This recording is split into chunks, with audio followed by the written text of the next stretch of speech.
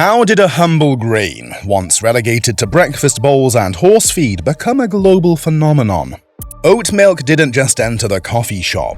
It staged a coup, dethroning dairy and creating a multi-billion-dollar industry from little more than oats, water, and clever science.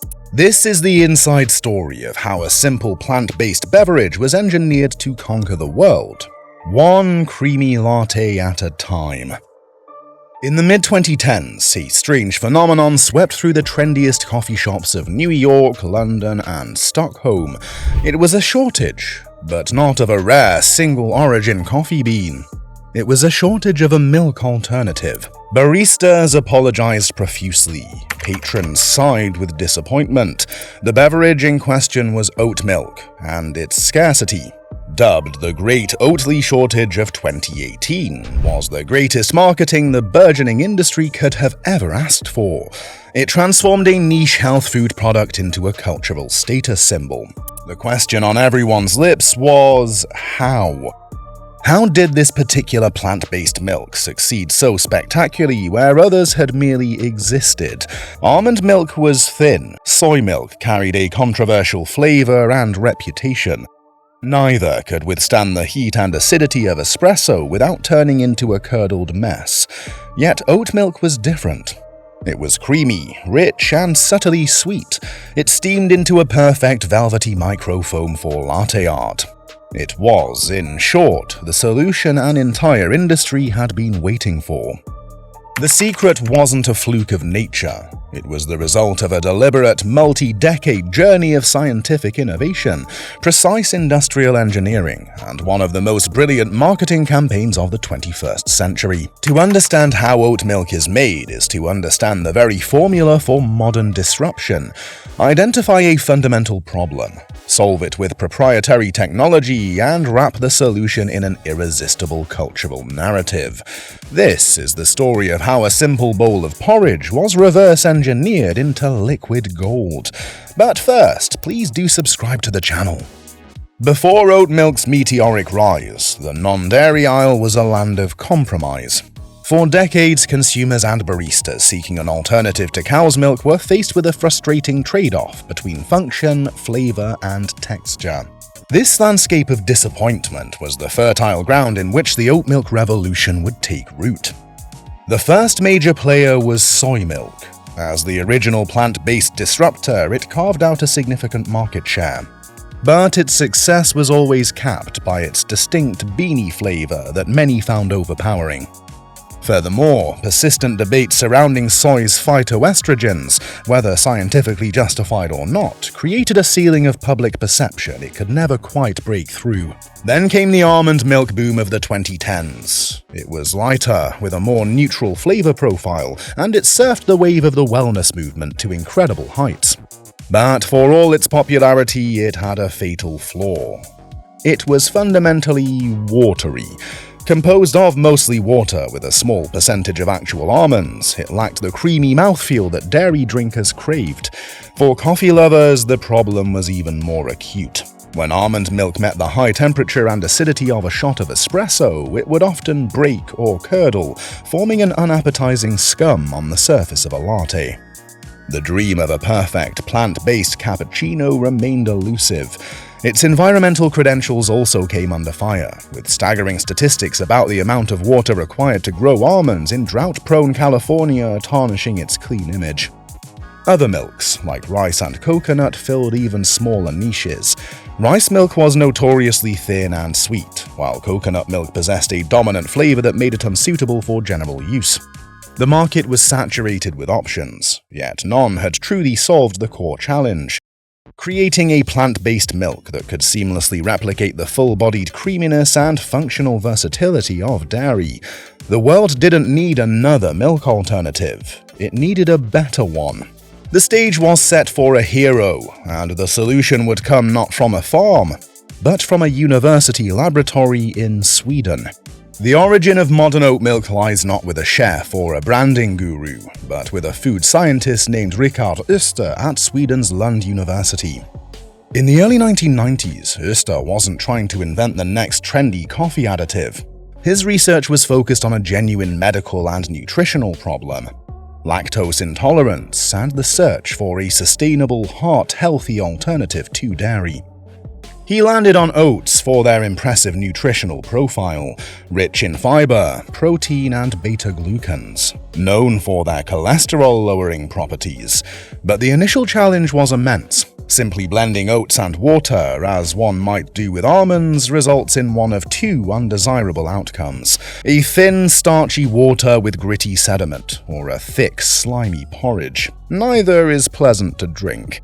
The breakthrough, the eureka moment that would eventually launch a billion-dollar industry, wasn't about blending harder or filtering better. It was about chemistry.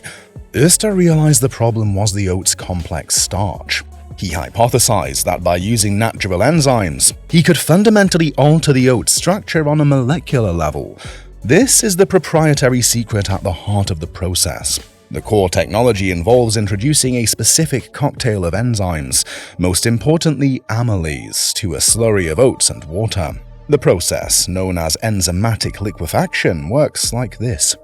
The long, complex carbohydrate chains of the oat starch are what make the mixture thick and slimy. Amylase enzymes act as microscopic scissors, snipping these long chains into smaller, simpler sugars, primarily the disaccharide maltose.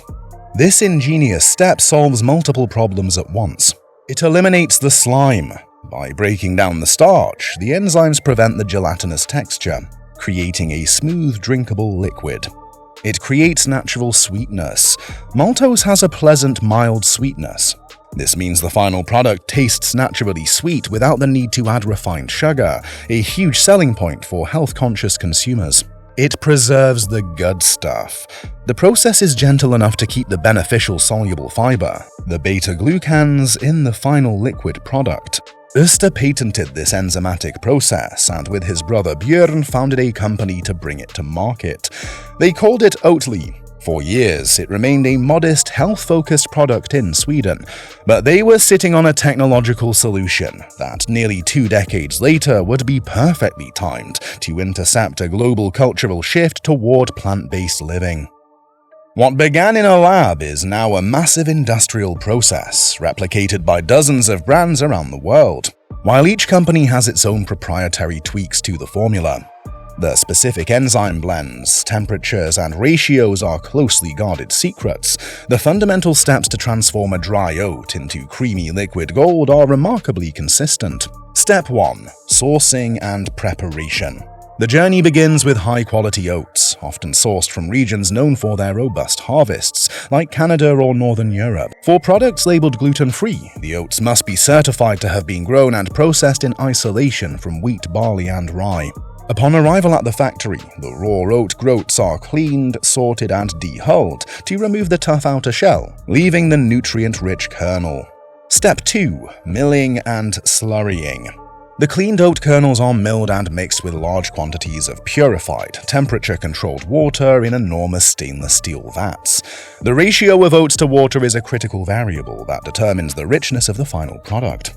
This mixture, now a thick slurry, is the raw material for the enzymatic magic to come. Step 3. The enzymatic conversion. This is the heart of the operation. The carefully guarded blend of enzymes is introduced into the slurry.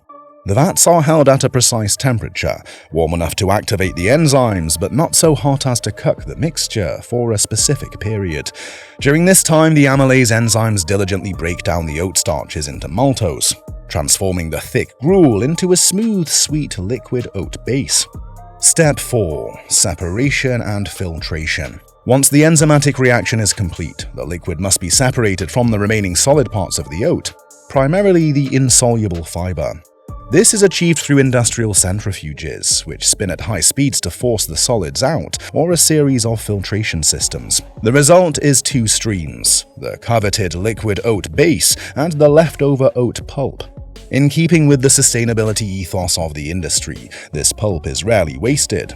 It's often sold as animal feed or repurposed as a fiber ingredient in other food products. Step 5. Formulation for function. The raw oat base is smooth and sweet, but it's not yet the finished product you buy in the carton. Now comes the formulation stage, where ingredients are added to perfect the taste, texture, and nutritional profile. Fat for creaminess. A neutral oil like rapeseed, canola, or sunflower oil is added. This is the secret to oat milk's rich mouthfeel and its ability to perform like dairy. The oil acts as an emulsifier, creating a stable, creamy texture that doesn't feel watery. Stability for coffee. For barista edition blends, an acidity regulator is crucial.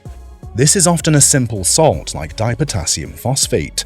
Coffee is acidic, and this acidity causes the proteins in most plant milks to clump and curdle when heated. The regulator neutralizes the coffee's acidity just enough to keep the oat milk smooth and stable, making it perfect for steaming. Fortification. To compete with dairy on a nutritional level, the oat base is fortified with a blend of vitamins and minerals, typically including calcium, vitamin D2, riboflavin, and vitamin B12. Step 6. Pasteurization and packaging. Finally, the finished liquid is pasteurized using UHT, ultra-high temperature treatment, briefly heating it to kill any pathogens and ensure it is shelf-stable. It is also homogenized, a process that breaks down the fat globules from the added oil, ensuring they stay suspended in the liquid for a perfectly uniform consistency. The oat milk is then cooled and aseptically packaged into its familiar cartons, ready to be shipped to warehouses, grocery stores, and the coffee shops that served as its launchpad to global fame. A superior product is one thing, a cultural revolution is another. The technological genius of enzymatic liquefaction would have remained a footnote in food science history if not for the branding masterstroke brought it to the masses. When Oatly, under the leadership of CEO Tony Peterson, launched in the United States, it didn't behave like a food company. It behaved like a disruptive tech startup. Their strategy was twofold. First, they adopted a radical anti-marketing voice.